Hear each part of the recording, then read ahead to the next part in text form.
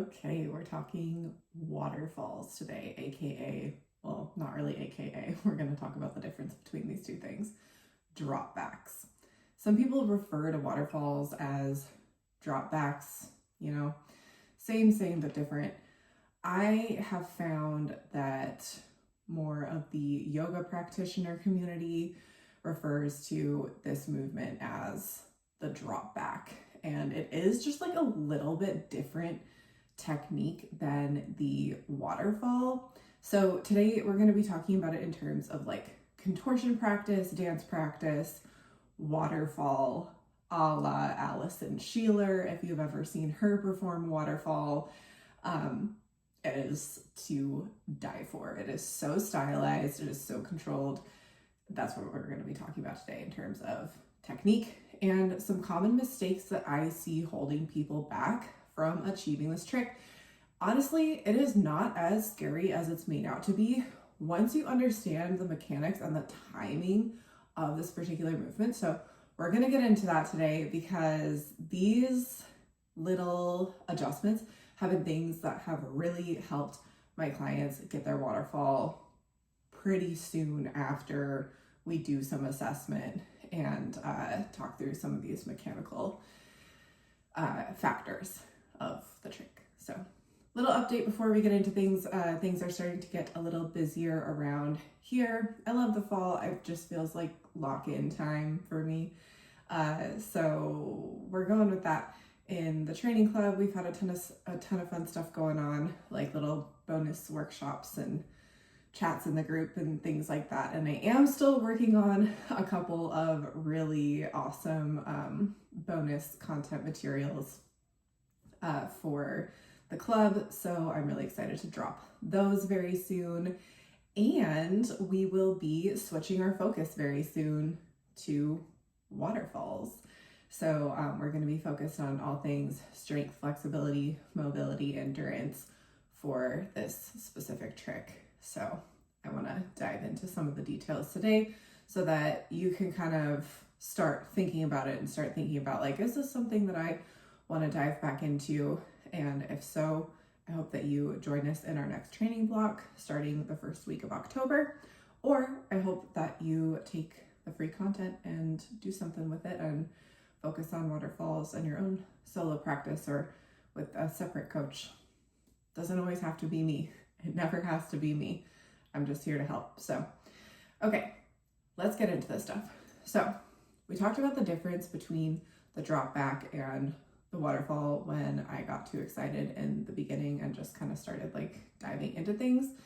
But here is one of the main differences where like if you are too in the gray area between these two different techniques, you're gonna have a hard time. So with the drop back, like the yoga style drop back, it's typically knees first.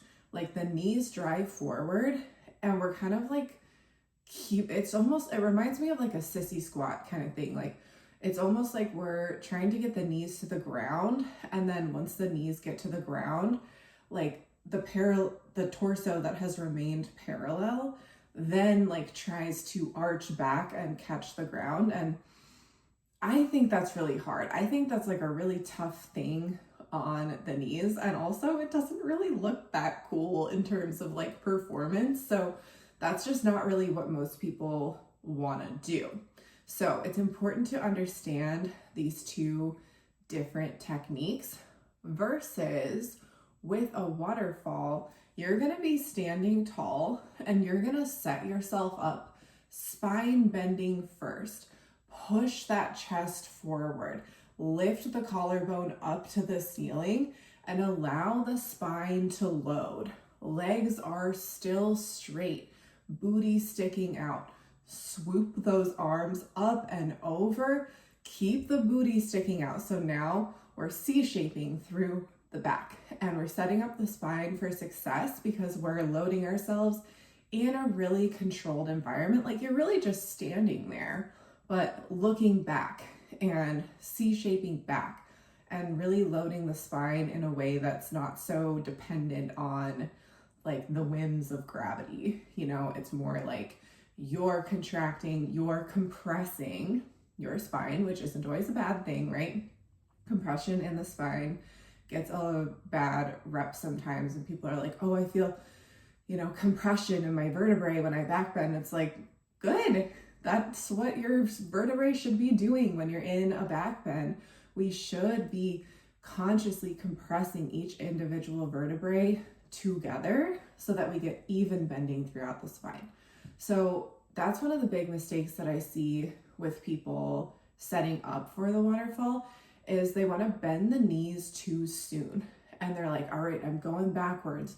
So I just got to do all these things to try and get my arms back behind me as soon as possible, which when you don't have the technique knowledge feels like the first thing you should be doing is drawing your knees forward. When in fact, that's going to make you feel really out of control, because that does not set you up for success with the spine like I was talking about.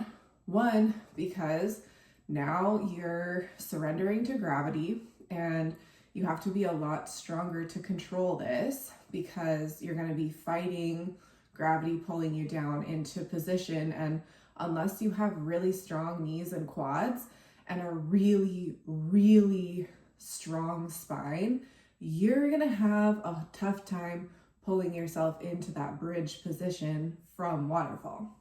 So what I suggest instead is keep those legs straight as long as possible. C-shape through the back, push the chest forward.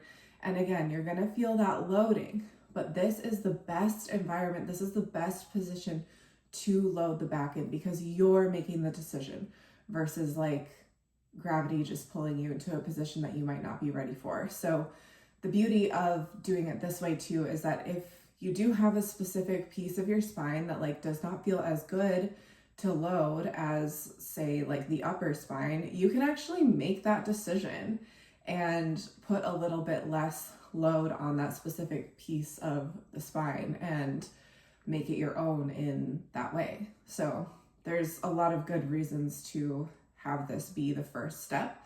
But that's just kind of a little bonus thing. Obviously we want to be working on that in the background at some point, so that at some point we can load the full spine, but it's just nice so that you can start working on waterfall without feeling like you need to put some sort of piece of your spine at risk that doesn't like to be loaded. So, okay, we've done that first part. And then remember, you're keeping the legs straight as long as possible. So what's the next step here? We've made this C shape by sticking our butt out and kind of pulling our shoulder blades to our top of the pelvis. So now the next step is actually going to be to use the glutes to drive the hip bones forward. And then your fingertips should be pointed right at the back of your mat at this point in time. You don't have to pause here. I do, because I suffered from a low, it's always hard to put that in past tense, but you can't claim your injuries forever. They hear that. Suffered from a low back injury a while ago.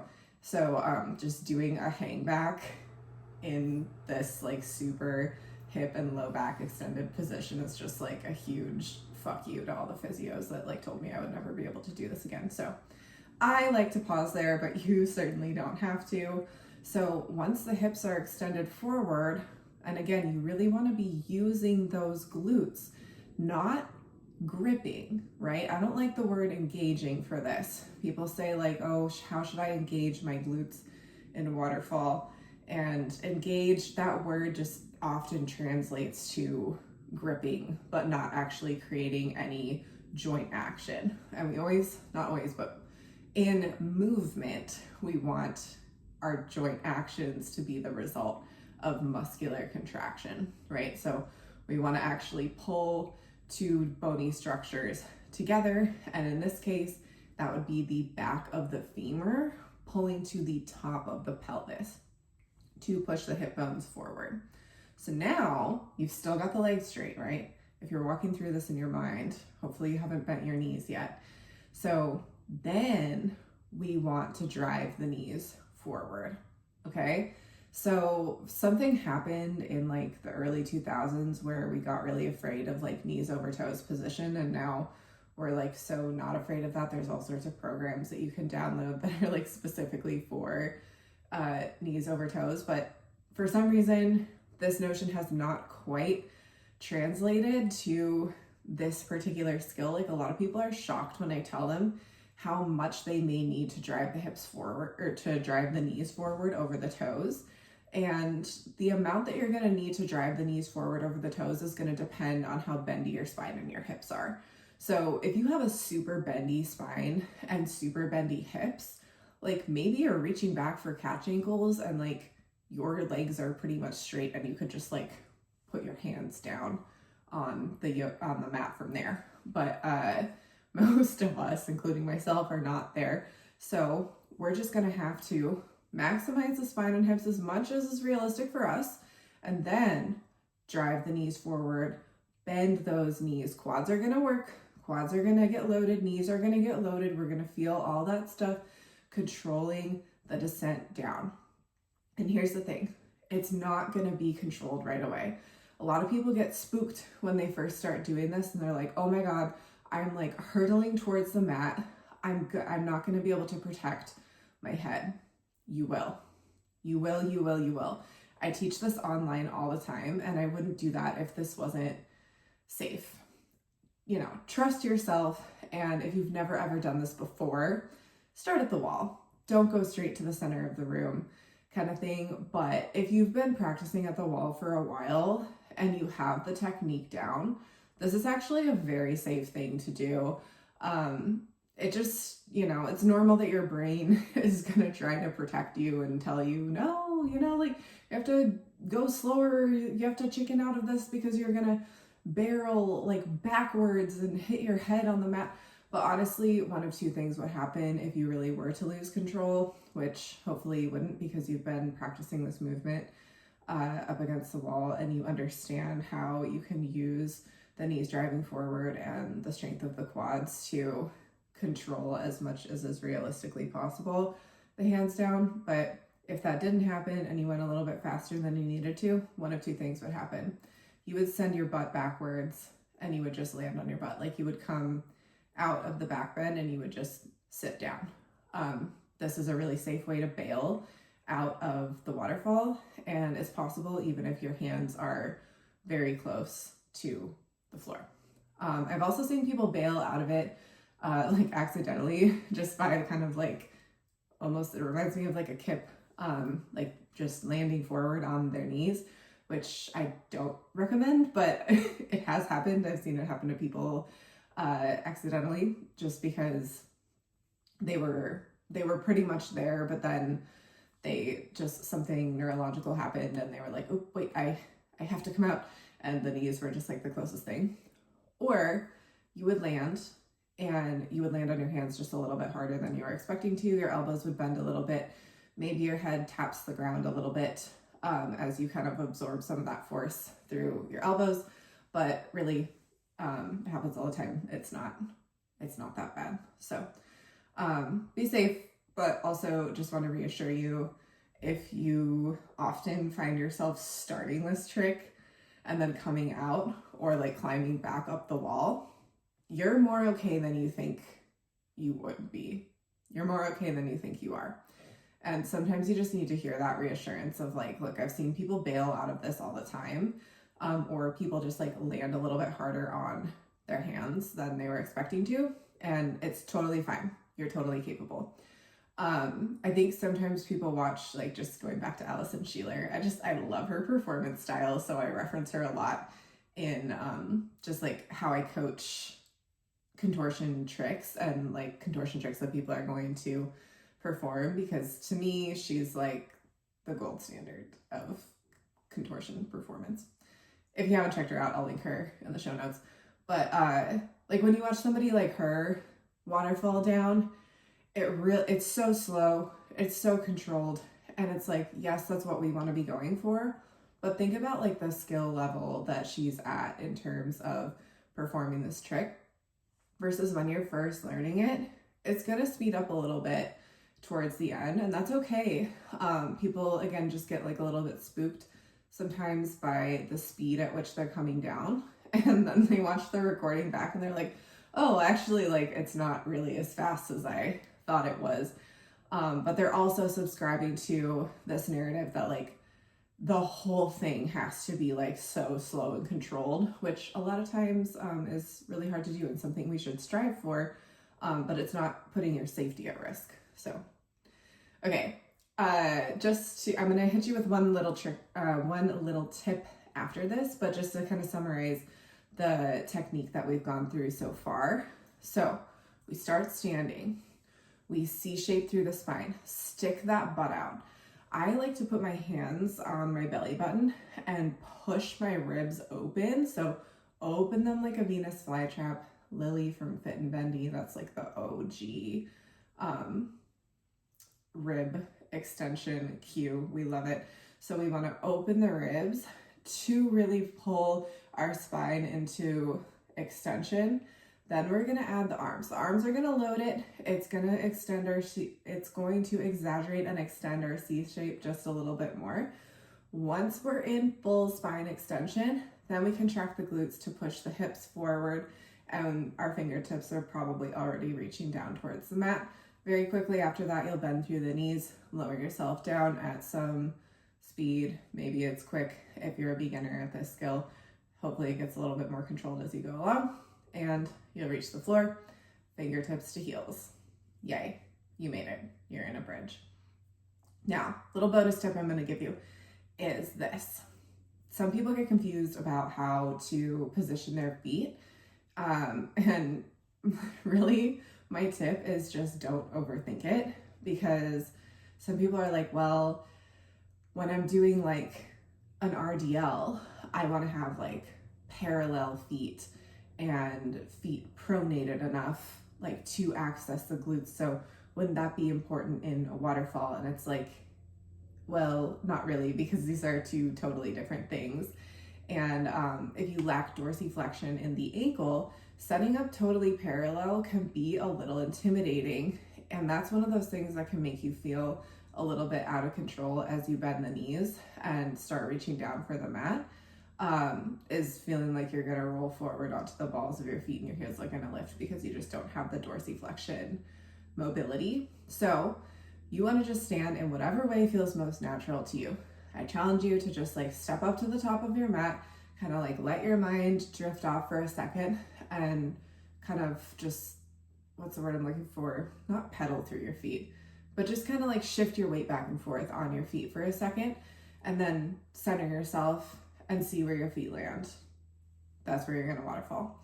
Another little trick that you can use is if you're doing like a lumbar bias cobra, like with the foam roller with the blocks under your quads, and you're in a cobra stretch. And by the way, this is a great way to practice loading the low spine for things like waterfall. We'll definitely be doing this one in the upcoming round of the training club. But if you're doing something like this, or really you could maybe even see it in like a basic cobra without the leg elevation, just look back and see what your feet are doing. And however you kind of like naturally are rotating through the feet and hips is going to be a good position for you to waterfall in. So don't overthink it. Don't try to get too like biomechanically technical with it. Just set up your feet in whatever position is most comfortable for you. Okay, friends, that is it for the episode today. I'm going to leave all the links for all that stuff to check out in the show notes. Like you can check out the upcoming cycle of the training club. We're going to be waterfall focused. So excited. I just like love coaching this trick. So I'm super pumped. And we're also going to have actually, God, I should have said this at the beginning, a waterfall workshop at the end of September so that you can get a little taste of exactly how I coach this stuff, and hear me talk through some of the gaps on where you might be missing out on some waterfall gains. And you can kind of see if you want to join us and get a little taster of it that way. And it's kind of a fun way too for us to kind of like pregame for the next upcoming cycle of the training club. And so it gives me a good idea too of like where people might need a little bit more support as they go through the program. So, all right, I will leave you with that for today, and I'll catch you in the next episode.